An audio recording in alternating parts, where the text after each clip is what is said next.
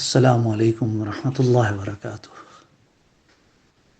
بسم اللہ والصلاة والسلام علی سید المرسلین وعلی آلہ واصحابہ اجمعین۔ دوستو، اللہ تعالیٰ کی بے شمار ایسی نعمتیں ہیں جن کا ہمیں استحضار ہی نہیں ہے۔ جیسے اگر آپ اچھا رزق کما رہے ہیں تو یقین جانیں اس میں آپ کی ذہانت یا صلاحیتوں کا کوئی کمال نہیں۔ بڑے بڑے عقل کے پہاڑ، ڈگریوں کے حامل خاک چھان رہے۔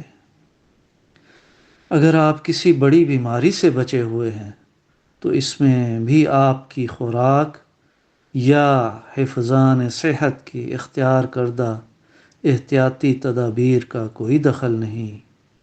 ایسے بہت سے انسانوں سے قبرستان بھرے ہوئے ہیں جو سوائے منرل واٹر کے کوئی پانی نہیں پیتے تھے، لیکن پھر اچانک hepatitis C, blood cancer, brain tumour کا شکار ہوئے اور چند دنوں اور لمحوں میں دنیا سے کوچ کر گئے۔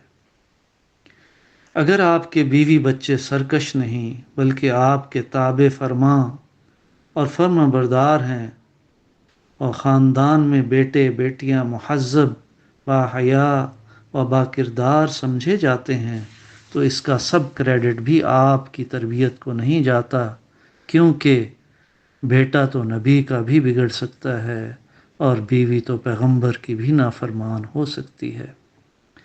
اگر آپ کی کبھی جیب نہیں کٹی، کبھی موبائل نہیں چھینا تو اس کا یہ مطلب نہیں کہ آپ بہت چوکنے اور ہوشیار ہیں، بلکہ اس سے یہ ثابت ہوا کہ اللہ نے بدقماشوں، جیب کتروں اور راہ زنوں کو آپ کے قریب نہیں پھٹکنے دیا تاکہ آپ ان کی ضرر رسانیوں سے بچے رہیں۔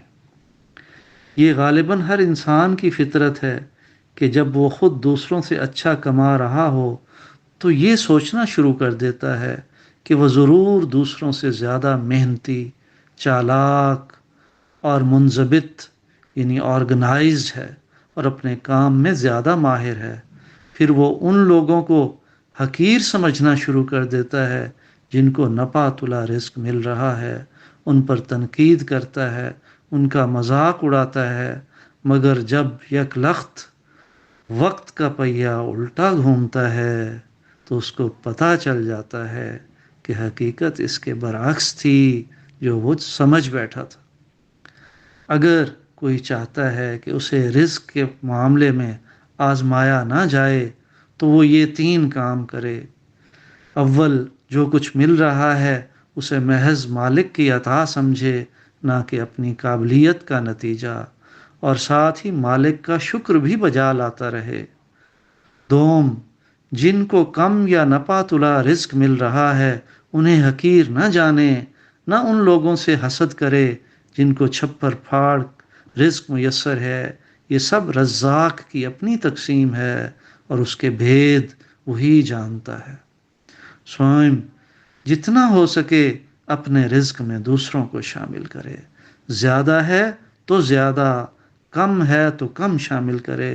سب سے زیادہ حق والدین اور قریبی اپنے رحم کے رشتوں کا ہے، نانا نانی، دادا دادی، بہنیں اور بھائی۔